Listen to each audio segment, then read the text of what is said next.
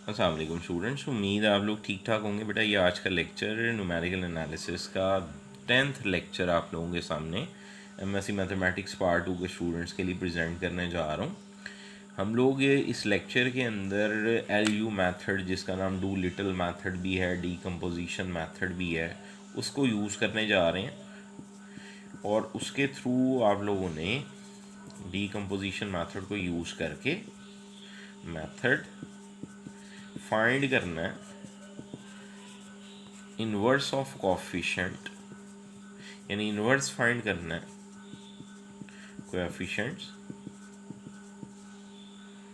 Of system of equations, of system of equation. ये system यहाँ लिख रहा हूँ, system of equations 3x plus Y plus z is equal to 5, y is equal to 1, यानी 0x plus 1y plus 0z is equal to 1 and 2x plus Y plus z is equal to 4। ये एक system of equations मैंने आप लोगों के सामने लिखा है। And hence use A inverse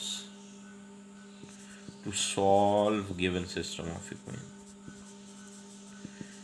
तो इस तरह के क्वेश्चंस जो उनसे इम्पॉर्टेंट है पेपर के पॉइंट ऑफ व्यू से, आपके पास नोट्स में ऐसे क्वेश्चन आपको सॉल्व हुए हुए मिल जाएंगे। मैं इसको खुद से मैंने एक सिस्टम ऑफ इक्वेशन लिखा है जिसके मैं अब सोल्यूशन की तरफ जा रहा हूँ। तो मैं ज़रा थोड़ा सा आप लोगों को बैकग्राउंड रिकॉल कर दूँ। इस लेक्चर से पहले आप लोगों ने एलयू मेथड के ज़रिए, यानी डीकम्पोजिशन मेथड के थ्रू, आप लोगों ने सिस्टम ऑफ इक्वेशन का सोल्यूशन निकालना सीखा हुआ है। आप लोगों के लिए असाइनमेंट ये है कि ये क्वेश्चन भी आप उसे सिंपल सिस्टम को सॉल्व करने के लिए फाइंड करिएगा, सॉल्व करिएगा इस क्वेश्चन को सिस्टम के सोल्यूशन, यानी एक्स वाई जी के लिए आंसर इसका आएगा 1 1 1। ये सोल्यूशन भी मैं बता रहा हूँ। फिलहाल इस लेक्चर के अंदर हम लोग इस सिस्टम ऑफ इक्वेशन का सोल्यूशन नहीं, बल्कि उसके अंदर मौजूद कोएफिशिएंट्स का इन्वर्स फाइंड करने के लिए सवाल सॉल्व करने जा रहे हैं। इसका मतलब एक्चुअल में जिस चीज़ को मैंने अंडरलाइन किया है वो ये कह रहा है कि ए इनवर्स फाइंड करें, और फिर आपने उसी ए इनवर्स को यूज़ करके तो सिस्टम ऑफ इक्वेशन का सलूशन निकालना है। तो चलिए आइए इसका सलूशन फाइंड करते हैं, देखते हैं कैसे इनवर्स हम लोग फाइंड कर सकते हैं। उसके लिए सबसे पहले गिवन सिस्टम ऑफ इक्वेशंस को मैंने लिखा as given system of equations is, तो सिस्टम था बेटा 3x plus Y plus Z is equal to 5, फिर आगे y is equal to 1, 2x plus Y plus Z is equal to 4। Matrix form में लिखा है इसे, इन मैट्रिक्स फॉर्म। तो मैट्रिक्स फॉर्म में मेरे पास आया 3 1 1 0 1 0 2 1 1, साथ आ गया X Y Z is equal to 5 1 4 आ गया जी। अच्छा, इसका नाम मैंने ए रखा है, इसका नाम मैंने एक्स रखा है, इसका नाम मैंने बी रखा, तो A X is equal to B आ गया। सबसे पहले आप लोगों ने एल और यू फाइंड करना है, यूज़ एल यू मैथड करते हुए। अच्छा, अब जेन में लाओ कि आप लोगों ने फाइंड क्वेश्चन में करना क्या था, हमने ए इनवर्स फाइंड करना है। देखो बात ये, अगर ए एल यू के इक्वल हो तो ए इनवर्स किसके इक्वल होगा, ए इनवर्स इक्वल होगा यू इनवर्स एन इनवर्स के। इसका मतलब अगर आपने ए इनवर्स फाइंड करना है एल यू मैथड की मदद से, तो आपको सबसे पहले एल और यू फाइंड करने हैं। जब वो एल और यू आ जाएंगे तो फिर ये दोनों कहाँ से आएंगे, फिर आप इस इक्वेशन को यूज़ करेंगे। हमें पता है किसी मैट्रिक्स को उसके इन्वर्स से मल्टीप्लाई करें तो आंसर आइडेंटिटी होता है, ऐसे U multiply by U inverse is equal to identity होता है। इन दो इक्वेशंस की मदद से एल और आई जो हमें नाउन मैट्रिसेस हैं, आइडेंटिटी मैट्रिक्स भी सबको पता है, 3x3 ऑर्डर का मैट्रिक्स हो तो उसका आइडेंटिटी क्या है। मैट्रिसेस एल और यू जो उनसे हम वैल्यू मेथड से आ जाएंगे। इन इक्वेशंस की मदद से हम एल इनवर्स और यू इनवर्स फाइंड करेंगे और फिर उनकी प्रोडक्ट से हम लोग ए इनवर्स निकालेंगे। ये क्वेश्चन का हाफ जो सोल्यूशन है वो मैंने आपको बता दिया है। उसके बाद एंड हेंस की बात आएगी, वो बाद में देखेंगे। इसका मतलब हमारा पहला टारगेट यही है कि हमने एल यू मैथड को यूज़ करके ए की मदद से एल और यू फाइंड करना है, जो मैं आपको पिछले 2 लेक्चर्स में या पिछले लेक्चर में सिखा चुका हूँ। अच्छा, अब आपने यहाँ तक लिखने के बाद इस क्वेश्चन में A is equal to L U का इस्तेमाल कर लेना। A is equal to L U, बेटा ए आपके पास है 3 1 1 0 1 0 और 2 1 1, और एल और यू हमें पता है यूनिटरी लोअर है, L2 1 1 0, L3 1 L3 2 1, और U जो सा था U1 1 U1 2 U1 3, और फिर 0 U2 2 U2 3 0 0 U3 3। तो अब इसका मतलब मैं आपको एक दफ़ा फिर समझा रहा हूँ कि एल और यू कैसे फाइंड करते हैं, एक और दफ़ा आप लोग इसको सीख लें। फर्स्ट रो फर्स्ट कॉलम तो U1 1, फिर U1 2, फिर U1 3। Second row first column तो L2 1 U1 1, L2 1 U1 2 plus U2 2, और फिर L2 1 U1 3 प्लस U2 3। ऐसी थर्ड रो फर्स्ट कॉलम तो L3 1 U1 1, L3 1 U1 2 plus L3 2 U2 2, और last row last column के साथ L3 1 U1 3 plus L3 2 U2 3 plus U3 3। तो ये आप लोगों का मैट्रिक्स जो से, तो यहाँ से हम लोग बेटा कंपेयर करने जा रहे हैं इन दोनों मैट्रिसेस की मदद से। जो 9 वैल्यूज़ एल और यूज़ की हैं उनकी तरफ चलते हैं, तो नज़र आ रहा है जो U1 1 है वो 3 है, U1 2 जो है वो 1 है, U1 3 भी 1 है। उसके बाद ये दो वैल्यूज़ बता रही हैं U1 1 चूँकि 3 था तो L2 1 U1 1 जो कि 0 है, ये 3 आ भी जाए तो L2 1 0 है। और यहाँ से L2 1 L जो मल्टीप्लिकेशन हुई है वो है L3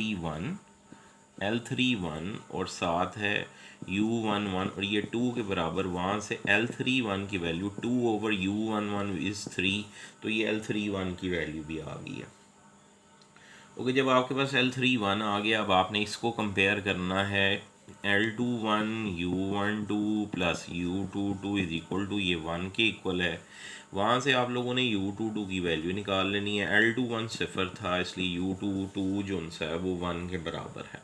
उसके बाद नेक्स्ट जो नंबर के ऊपर जो वैल्यू है वो थी आप लोगों के पास L2 1 U1 3 प्लस U2 3।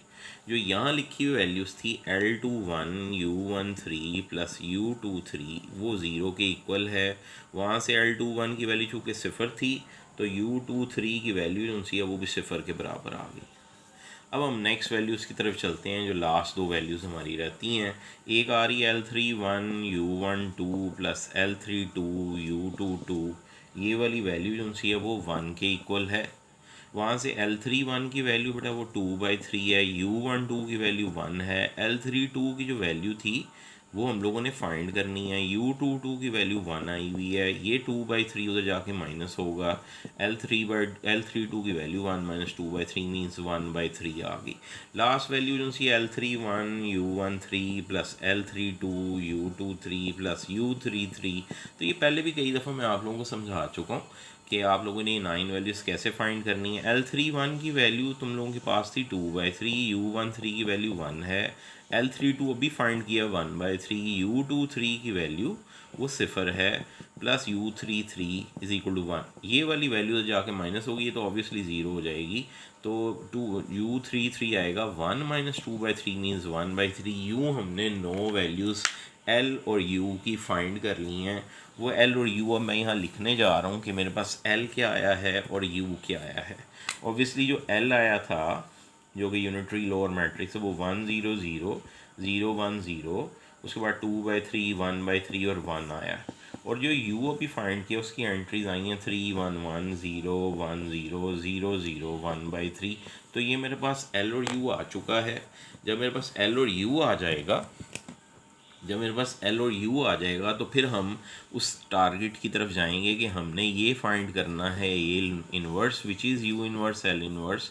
तो मुझे ये U इन्वर्स और L इन्वर्स मिलने चाहिए, उसके लिए मैं टारगेट को इस्तेमाल तो हम लोग L multiply by L inverse के कॉन्सेप्ट से आगे चलेंगे। हम लोगों को ये पता है कि L की वैल्यू आपके पास है 1 0 0 0 1 0 2/3 1/3 1, और L इन्वर्स ऑब्वियसली अगर ये लोअर ट्रायंगुलर मैट्रिक्स है तो इसका इन्वर्स भी यूनिटरी लोअर ट्रायंगुलर मैट्रिक्स ही होगा। तो आप लोगों ने जब इसका इन्वर्स लिखना है तो बेटा ये वाली 3 एंट्री बस हमें चाहिए। इसका नाम L1 रख लो, इसका नाम L2, इसका नाम L3। तो इसका मतलब ये हुआ कि मैंने L इन्वर्स फाइंड करना है और आइडेंटिटी यहाँ होती है 1 0 0 0 1 0 0 0 1। तो अब मैं मल्टीप्लाई करता हूँ, पहली रो पहले कॉलम से मल्टीप्लाई हो जाए तो उसका मुझे कोई फ़ायदा नहीं, ऐसी दूसरी रो से ऐसी तीसरी रो से उसका मुझे नहीं, दूसरे कॉलम तीसरे कॉलम से फर्स्ट रो को मल्टीप्लाई करके मुझे कोई बेनिफिट नहीं है। सेकंड रो फर्स्ट कॉलम से मल्टीप्लाई होगी तो पहले 0 आएगा प्लस एल 1 आएगा और ये सारी चीज़ किसके बराबर आ जाएगी, सिफर के। सेकंड रो सेकंड कॉलम से मल्टीप्लाई होगी तो 0 प्लस 1 प्लस 0, तो इसका भी मुझे कोई फ़ायदा नहीं। ऐसी सेकंड और थर्ड कॉलम से उसका मुझे नहीं बेनिफिट। थर्ड रो जो है वो मल्टीप्लाई करते हैं, पहले आएगा 2/3, फिर आएगा L1/3 बेटा, प्लस आ जाएगा L2।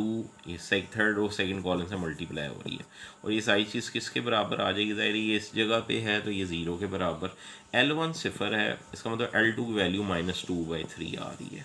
अच्छा, ऐसी थर्ड रो जो सी है वो सेकंड कॉलम से मल्टीप्लाई होगी तो 0 प्लस 1/3 प्लस L3 और ये सारी चीज़ किसके बराबर आएगी, सिफर के। वहाँ से L3 की वैल्यू भी आ गई। लो, L की सारी वैल्यूज़ आ गई हैं, यानी L इन्वर्स की एंट्रीज़ आ गई हैं। सो L इन्वर्स हमारे पास आएगा 1 0 0। L1 क्या निकला था, 0 1 0। L2 क्या आया है, -2/3।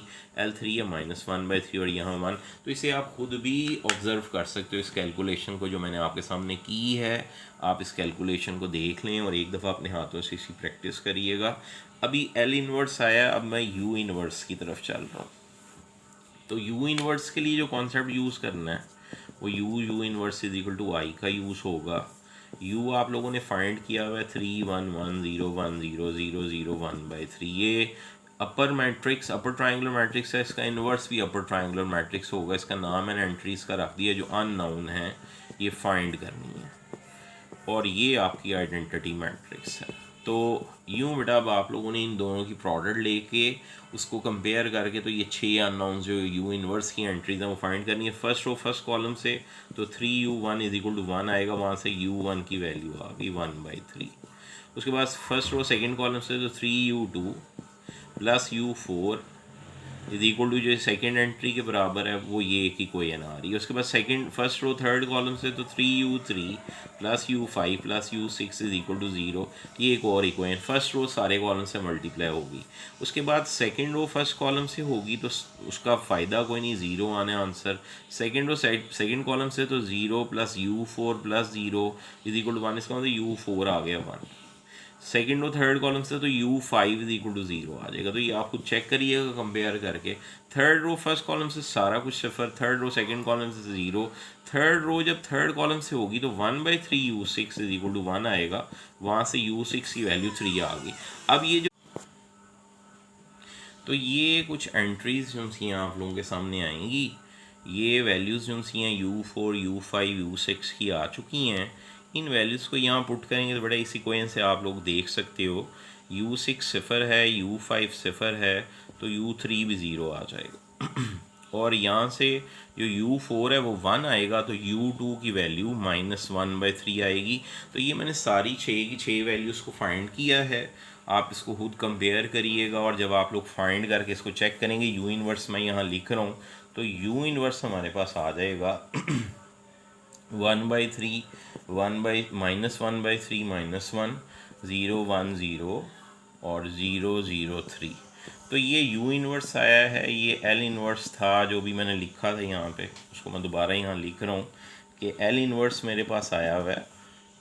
L इन्वर्स है 1 0 0 0 1 0 -2/3 -1/3 1। तो ये निकालने के बाद हम लोगों ने इन्वर्स की तरफ आना है। इन्वर्स का फॉर्मूला भी मैंने लिखा था, आप लोगों ने इसको यूज़ करना है। इन दोनों को आपस में प्रोडक्ट की शक्ल में लिखना है, 1/3 -1/3 -1 0 0 0 1 0 और फिर नेक्स्ट नंबर पे 0 0 3 और फिर 1 0 0 0 1 0 -2/3 -1/3 1। इन दोनों की आपने प्रोडक्ट लेनी है। फर्स्ट रो जब फर्स्ट कॉलम से मल्टीप्लाई होगी तो पहले 1/3 फिर प्लस 0 प्लस 2/3। उसके बाद फर्स्ट रो सेकंड कॉलम से तो 0 -1/3 plus 1/3। First row third column से तो ये 0 प्लस 0 -1, तो ये लास्ट एंट्री आ रही है। सेकंड रो फर्स्ट कॉलम से तो 0 प्लस 0 प्लस 0, ये इस सेकंड रो सेकंड कॉलम से तो 1 आएगा, सेकंड रो थर्ड कॉलम से तो 0 आएगा। ये आप ऑब्जर्व करिएगा, प्रोडक्ट खुद लें इसकी। थर्ड रो फर्स्ट कॉलम से तो -2 आएगा, थर्ड और सेकंड कॉलम से तो आपके पास -1 आएगा, थर्ड और थर्ड कॉलम से तो 3 आएगा, ये 1 है, ये कट के 0 आ रहा है। इसका मतलब ए इनवर्स जो हमारे पास आएगा वो आपके पास वैल्यू आएगी 1 0 -1, और फिर उसके बाद जो सा है 0 1 0 -2 -1 3। तो ये था ए इनवर्स को फाइंड करने का वे।